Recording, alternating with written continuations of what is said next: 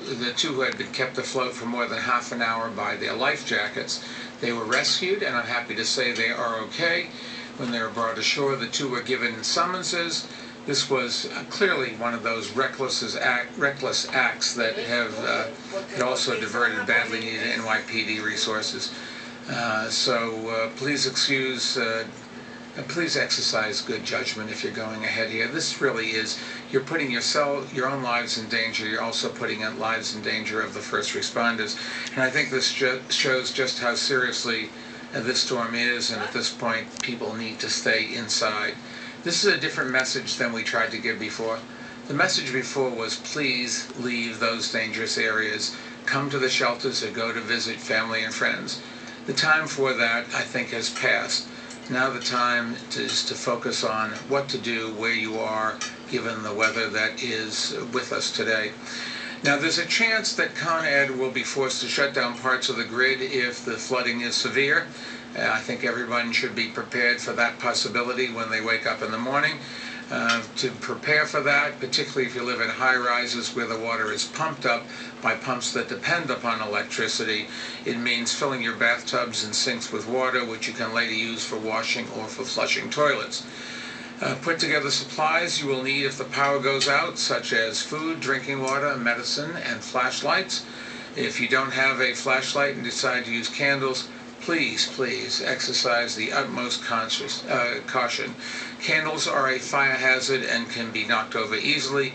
Keep an eye on them and don't leave them unattended.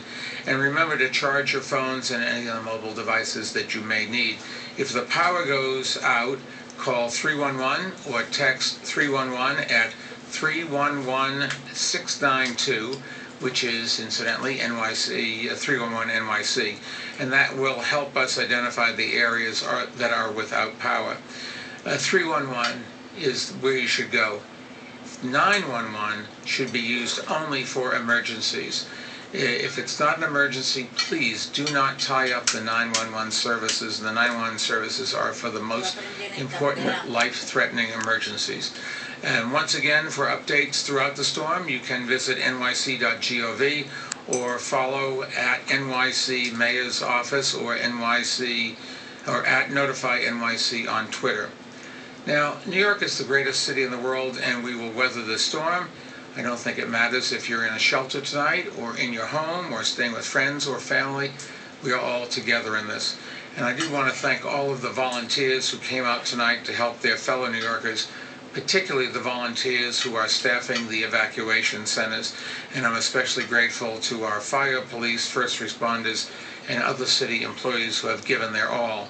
And a big thanks to the taxi drivers, livery drivers, bus companies, and others who answered our call and helped transport some of our most vulnerable neighbors to safety. As we've seen so many times before, this emergency is really bringing out the best in New Yorkers. So have a safe night, look out for one another, and we will update you again tomorrow morning.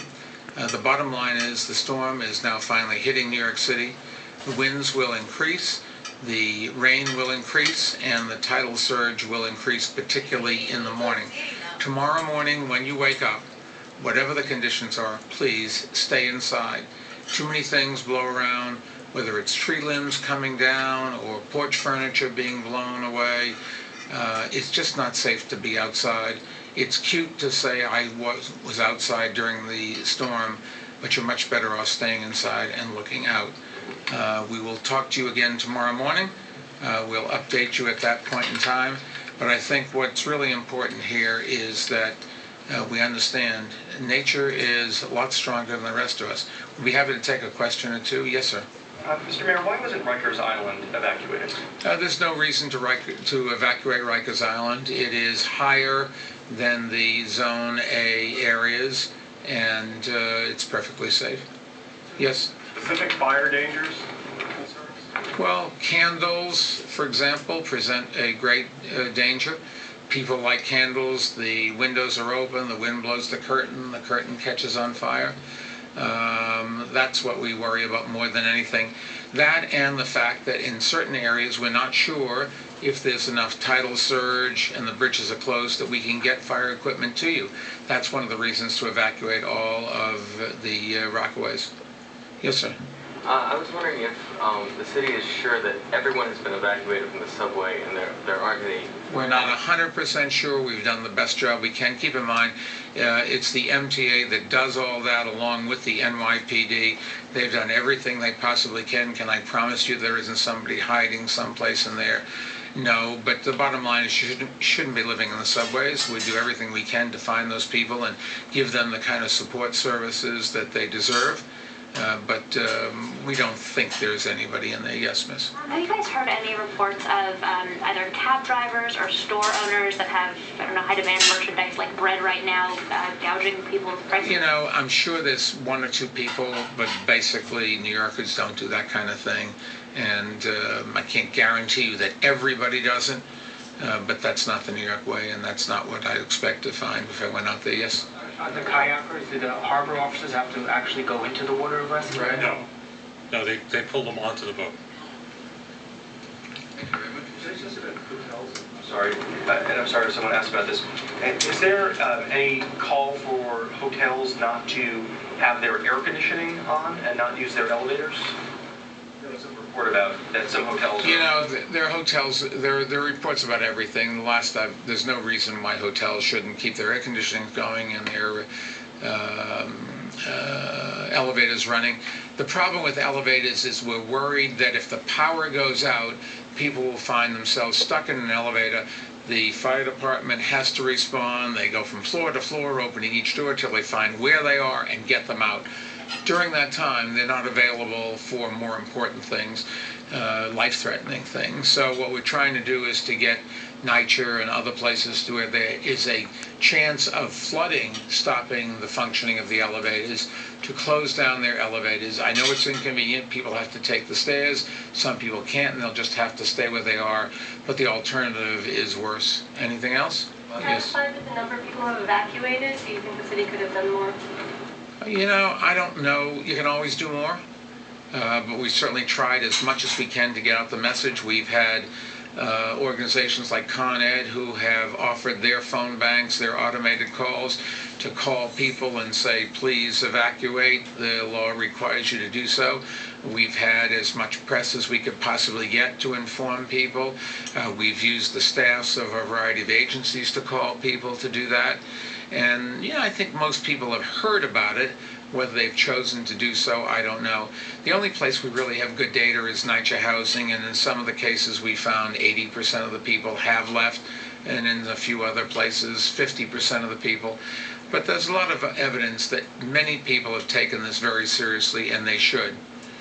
Yes, sir, last question. I understand that you're saying that people, even if they're living in the low-lying areas at this point, should stay in that area? I think at this point, given the fact that the rains and the winds are virtually upon us, they will be very heavy. At this point, if you haven't evacuated, our suggestion would be that you stay where you are, but it's up to you.